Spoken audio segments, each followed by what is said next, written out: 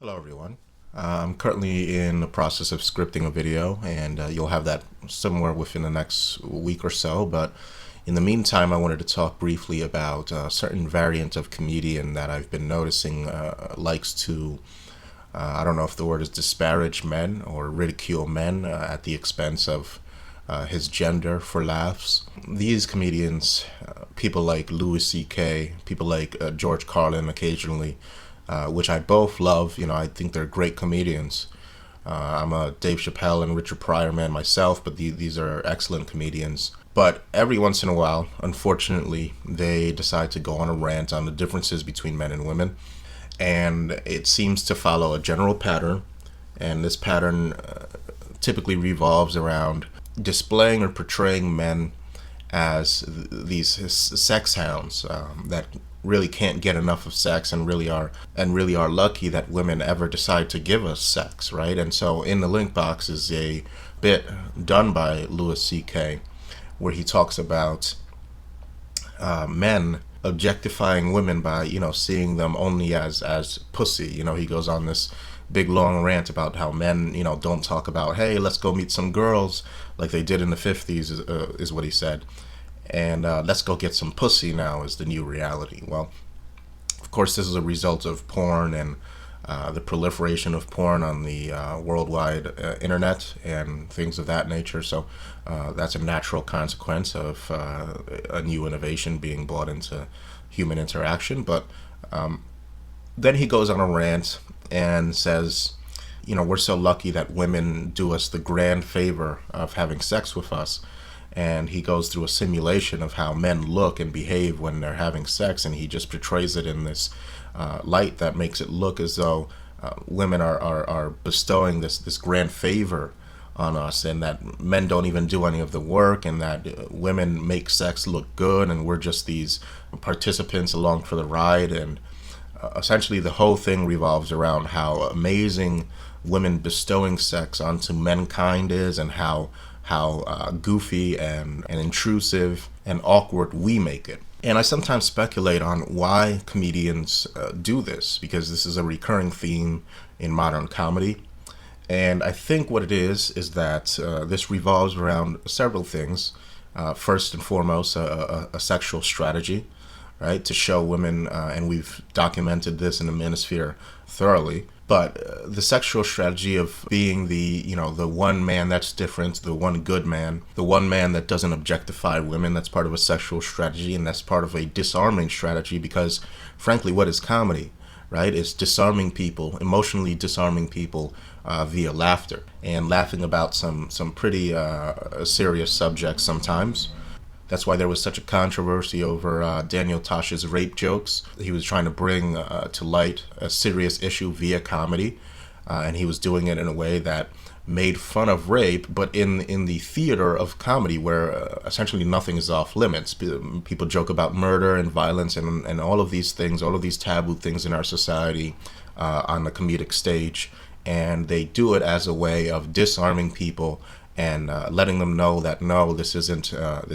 You're not in any kind of imminent danger because we're discussing these things, and you don't even have to embrace these ideas like rape or the validity of rape or murder or any of these things. You are not co-signing murder or rape if we joke about murder or rape in a comedic setting, and this disarms people and allows people to kind of let their guard down and really discuss these heavy topics without any guilt.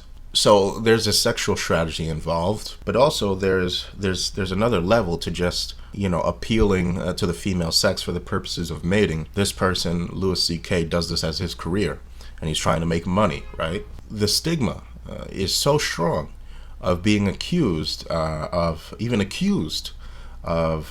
being anti-female or being portrayed or viewed as anti-female by women at large in our society, that it ruins careers. You can potentially have your career ended just by the public viewing you, if your income and your financial gain depends on how the public views you. And in the case of the comedian, it depends on whether or not the public views you as funny or not.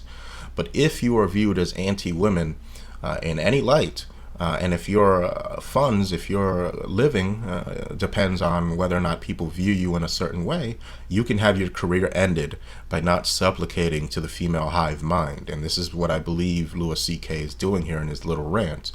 He's telling women that he's not a threat to them. He's telling women that he's willing to throw men under the bus for their approval and their dollars. That's just my theory. And this force, this societal inquisition, that is the female approval process, is really something that will decide the fate of certain social political movements. If we're not careful, the men's rights movement, the men's movement in entirety. I saw an episode, and I know you guys are going to laugh at me for watching this, but I saw an episode of the Netflix original series, or not an episode, the whole series really, a Netflix original series, Orange is the New Black. Right? And I know you guys are going to ask me, well, why would I waste my time watching this? Well, I think it gives a lot of insight into how the feminist mind perceives us, right? And this is written by a feminist author, after all. And, the show wouldn't be so bad if it didn't have such blatant allusions to the feminist mindset that views all men as being part of some grand patriarchal conspiracy theory that are at any given time benefiting from a multitude of privileges that women don't have access to. I remember there was a scene where the warden of the prison, or I believe it was the assistant to the warden of the prison, is talking about a transsexual inmate. This is a man who had gender reassignment surgery and to become a woman, and the warden is commenting on this. She's a female, the warden, and she says, well, I could never understand why a man would choose to go from a man to a woman. It's like winning the lottery and giving back the ticket,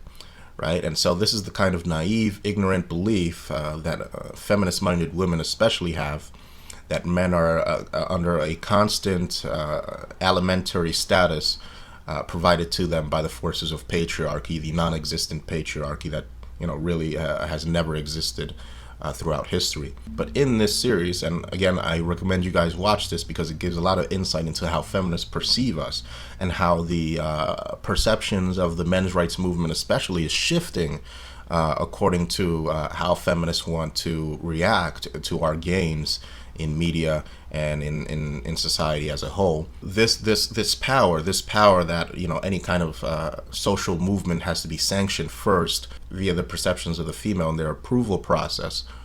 This force is now being wielded very subtly, especially in this series. You can see examples of it very subtly against the men's movement, and they're starting to formulate their plan of attack, which is, in my opinion, to portray us as dangerous, as potentially violent, and at the very least, socially maladjusted. There's a scene in Orange is the New Black that portrays one of the high-ranking officers in the prison who watches over this female-only prison, and he's a man. And he hands over to one of the main characters, I think it was the protagonist, Piper. He hands over a book to her, and this book was Hannah Rosin's The End of Men. And he kind of gets this crazy, wild-eyed look in his eyes, and he says, this is the plan. This is what they're doing. They're making men obsolete, right? And he kind of has this crazy look, like he's this sad, lonely, desperate little man who's clinging on to any kind of, who's looking to supplant his misery by latching on to some kind of social movement to give himself a veneer of social acceptance, right? It's really important. I think it's really important for people to watch this. Right, so if you can stomach it, if you can sit through 2 seasons of feminist whining, I highly suggest that you watch this series, right? Because it's important to know your enemy. Anyways, gentlemen, as I said, videos coming soon, or scripted videos coming soon, and thank you for listening.